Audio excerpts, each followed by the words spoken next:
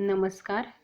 ओंकार क्लासेसच्या सर्व विद्यार्थ्यांचे बायोलॉजीच्या या व्हिडिओमध्ये स्वागत आहे. आपण बायोलॉजीमध्ये पहिला टॉपिक पूर्ण केला, reproduction in lower and higher plants. दुसरा टॉपिक आपण पूर्ण केला, reproduction in lower and higher animals. त्याचा थोडा तरी रेफरन्स तुम्हाला 11वीला होता, म्हणून आपण तो टॉपिक पूर्ण केला. आता आपल्याला पूर्ण करायचा आहे, लक्षात घ्या. तिसरा जो टॉपिक आहे, तिसरा टॉपिक तो आपल्याला जो बघायचा होता, तर तिसरा टॉपिक आपल्याला पाहायचा आहे तो साधारणतः जेनेटिक्स आणि व्हेरिएशनवरती आहे. तर जेनेटिक्स आणि व्हेरिएशनचा टॉपिक आपल्याला प्रत्यक्ष भेटल्याशिवाय, समोरासमोर बोर्ड असल्याशिवाय आणि तुम्हाला समजत सांगितल्याशिवाय मला शिकवण्याचं समाधान मिळणार नाही आहे. म्हणून मी काय केलं आहे, तिसरा टॉपिक वगळून टाकला आहे की तिसरा आपण घेणार नाही. मग आपण कुठला टॉपिक घेतो आहे, तर आपण घेणार आहोत चौथा टॉपिकही आपल्याला इथं शिकवता येत नाही आहे, कारण चौथा टॉपिक आहे मॉलिक्युलर बायोलॉजी. तर मॉलिक्युलर बायोलॉजीमध्ये आपल्याला काय शिकायचे समजून घ्या. DNA, RNA असा थोडासा कॉम्प्लिकेटेड टॉपिक तो आहे. त्याच्यानंतर पाचवा टॉपिक आहे इव्होल्युशनचा. इव्होल्युशनचा रेफरन्स तुम्हाला थोडाफार 10th झालेला आहे. आता किती दिवस पुढे लागत आहेत बघूयात, म्हणून मी तिसरा, चौथा, पाचवा टॉपिक थांबवलाय घ्यायचा, सोडलाय मध्ये, स्किप केलाय. आणि मी आता टॉपिक घेणार आहे प्लांट वॉटर रिलेशन, कारण हा टॉपिक थोडासा समजायला चांगला आहे तुम्हाला. म्हणजे आपण समोरासमोर नसलो तरी समजायला काही अडचण येणार नाही. एकच पॉईंट त्याच्यातला थोडासा अवघड आहे, तो आपण भेटल्यानंतर पुन्हा रिवाईज करू शकतो आणि याच्यातलं काही 11वीमध्ये पण तुम्हाला झालेलं आहे. म्हणून मी हा टॉपिक सिलेक्ट केलेला आहे. बघा, प्लांट वॉटर रिलेशन. आता प्लांट माहिती आहे, वॉटर माहिती आहे. प्लांट आणि वॉटरचं काय रिलेशन आहे, म्हणजे प्लांटच्या वाढीसाठी वॉटरची किती आवश्यकता असते, प्लांट वॉटरशिवाय जगूच शकत नाही, हे आपल्याला इथं पाहायचं आहे. आता बघा काय काय पॉईंट्स त्याच्यामध्ये दिलेले आहेत प्लांट वॉटर रिलेशनमध्ये. Which are the various part of plant body. 11वीमध्ये तुम्हाला माहीत आहे, आपण मॉर्फॉलॉजी ऑफ फ्लावरिंग प्लांटमध्ये शिकलो होतो. रूट, स्टेम, लीप आणि फ्लावर्स ही प्लांटचे वेगवेगळे पार्ट आहेत. What are the functions of various part of plant body. 11वीमध्ये रूटचं फंक्शन, स्टेमचं फंक्शन, लीपचं फंक्शन, फ्लावरचं फंक्शन आपण शिकलो. Which plant tissue are involved in transport of water and minerals. 11वीमध्ये हा पॉईंट टिश्यूमध्ये झाला होता बघा. प्लांट टिश्यू आपण शेवटी शिकलो होतो, त्याच्यामध्ये झायलेम आणि फ्लोएम. म्हणजे 11वीच्या बेस असलेला हा टॉपिक आहे, म्हणून आपण तो घेऊयात. Use your brain power. त्यात काय म्हटलंय बघा. You know that we need a water pump to lift the water at the top of the building. म्हणजे आपल्याला बिल्डिंगच्या टॉपवरती टाकीमध्ये जर पाणी सोडायचं असेल तर आपल्याला वॉटर पंप म्हणजे मोटरची आवश्यकता असते. But how does plant lift the water from soil up to canopy without any pump.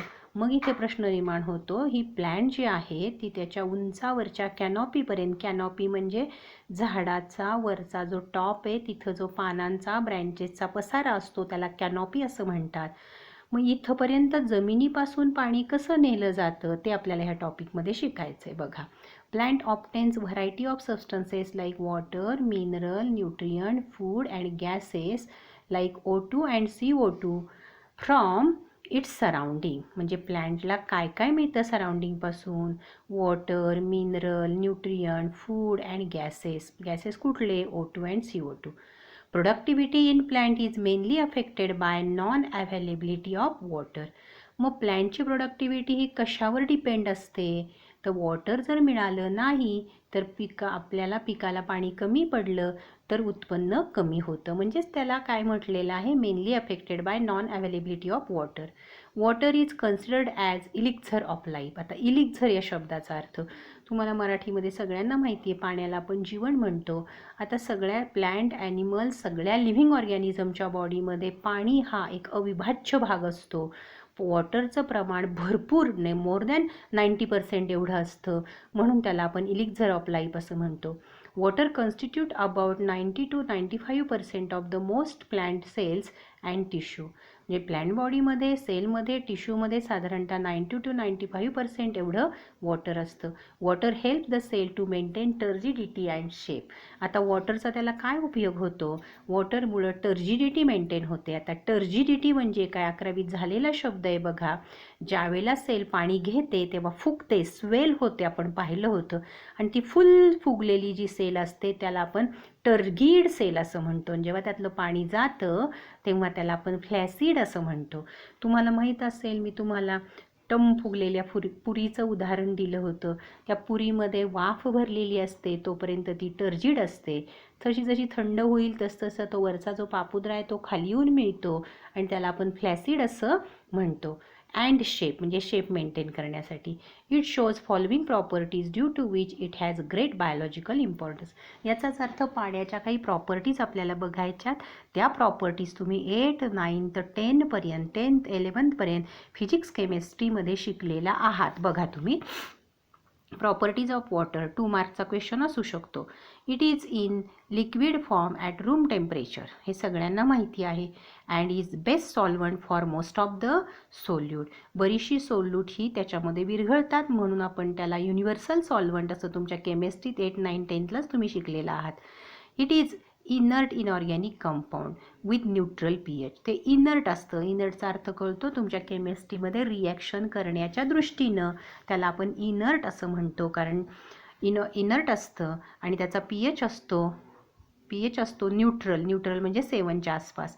When in pure form, जेव्हा ते प्युअर फॉर्ममध्ये आहे तेव्हा.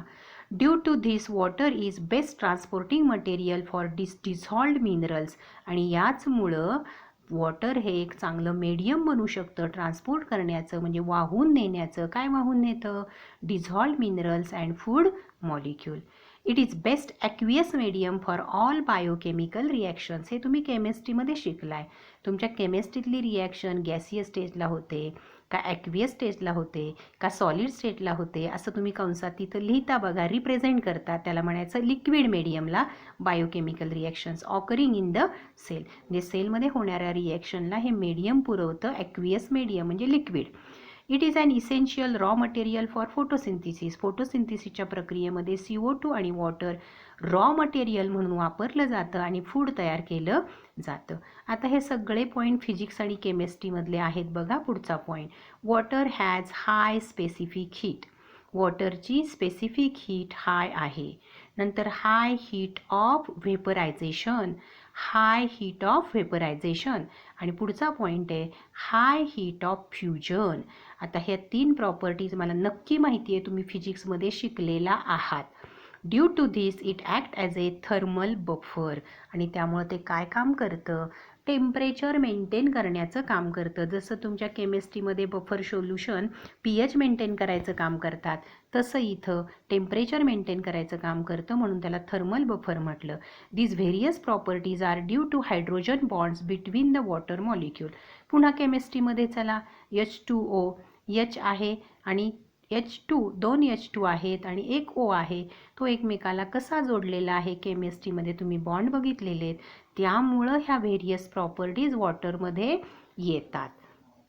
याच्यानंतरचा पॉईंट क्युरियासिटी बॉक्स म्हटले. What is hydrogen bond? केमिस्ट्रीमध्ये 11वीमध्ये जाऊन बघा H2O कसा तयार झालेला आहे. 2 H2 आणि एक O एकमेकाला कसा जोडला आहे. What are the meaning of specific heat, heat of vaporisation and heat of fusion, हे फिजिक्समध्ये तुम्हाला झालेलं आहे. आता पुढचा पॉईंट बायोलॉजीत झाला आहे, ॲक्च्युली केमिस्ट्रीत पण तो झाला आहे, पण मी तुम्हाला सांगते. What are adhesive and cohesive forces. Adhesive force म्हणजे सिमिलर पार्टिकलमधलं असणारं फोर्स आणि कोहेसिव्ह फोर्स म्हणजे डिसिमिलर पार्टिकलमध्ये असणारा फोर्स. आता बघा, water molecule have good adhesive and cohesive force of attraction. Adhesive force पण त्याच्यात आहे आणि कोहेसिव्ह फोर्स पण आहे, म्हणजे समजून घ्या. वॉटरचा जो मॉलिक्यूल आहे त्याच्यामध्ये एक एक पार्टिकल असतो, त्याच्यामध्ये सेम आहे तो अडेसिव्ह फोर्स. आणि वॉटरचा मॉलिक्यूल आणि सॉईल याच्यामध्ये जो असतो फोर्स त्याला कोहेसिव्ह फोर्स म्हणायचं. Due to high surface tension, त्याचं सरफेस टेन्शन हाय असतं, हे फिजिक्समध्ये झालं आहे.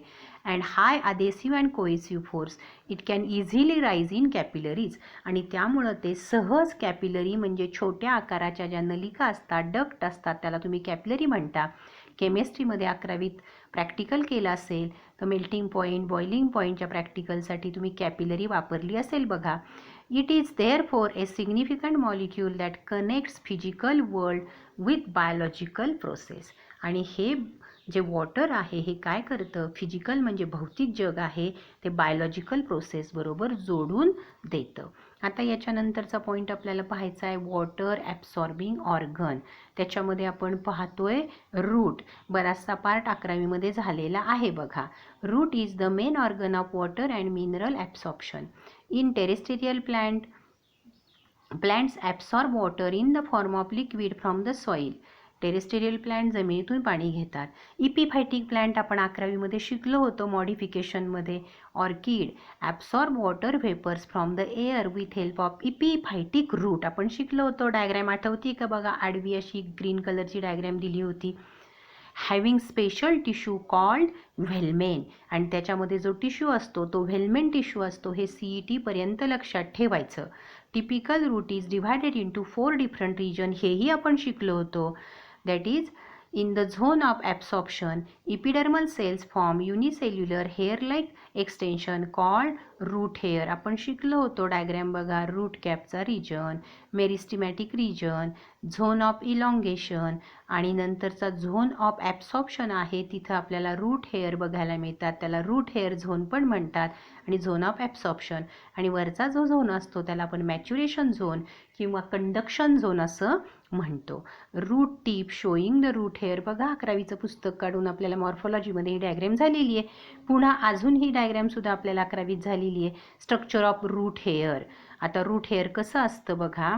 हे रूट हेअर आहे युनिसेल्युलर युनिन्यूक्लिएट इलॉंगेटेड स्ट्रक्चर असतं. याच्यामध्ये रूट इपिथेलियल सेल्स दाखवले आहेत. रूट हेअरमध्ये व्हॅक्युअल असते, न्यूक्लियस असतं, सायटोप्लाझम असतं, सेल वॉल आहे, सेल मेम्ब्रेन आहे आणि आसपास काय आहेत, मायटोकॉन्ड्रिया आहेत. या पद्धतीनं आपण रूट हेअरचं फक्त स्ट्रक्चर पाहिलं. आता तेवढा पॉईंट आपण एक पूर्ण करू आणि पुढचा पॉईंट नंतर घेऊ. रूट हेअरचं structure. The root hair is cytoplasmic extension. Extension म्हणजे पुढे वाढत गेलेला भाग, त्याला प्रोलॉंगेशन म्हणतात. Of epiblema cell. हे 11वीत झालेले आहे. इपिब्लेमा सेल तुम्ही लक्षात ठेवायचे. Each root hair may be approximately 1 to 10 millimeter long. 1 ते 10 मिलीमीटर तो लांब असतो. And take tube like structure. ट्यूबसारखं स्ट्रक्चर असतं. It is colourless. Unbranched. Colourless असतो, अनब्रँच्ड असतो आणि शॉर्ट लिव्ड असतो. आता शॉर्ट लिव्डला तिथं शब्द काय दिलाय समजून घ्या. इफिमेरल. आता इफिमेरल शब्दाचा अर्थ म्हणजे काय, शॉर्ट लिव्ड. हे जर तुम्हाला कळलं तर प्रश्नाचं उत्तर सांगता येईल. And very delicate. डेलिकेट म्हणजे टेंडर असतो, नाजूक असतो. It has large central vacuole surrounded by centriole vacuole surrounded by thin film of cytoplasm. Cytoplasm त्याच्यामध्ये असतो, plasma membrane and thin cell wall which is 2 layered. Outer layer is composed of pectin and inner layer is made up of cellulose. Cell wall is freely permeable but plasma membrane is selectively permeable. आपण फक्त structure of root hair पाहिलं. Route हेअरमध्ये route हेअरची diagram आणि त्याचं स्ट्रक्चरचे points लक्षात घ्या. याच्यानंतरचा point आपण उद्याच्या लेक्चरमध्ये बघू. थँक्यू.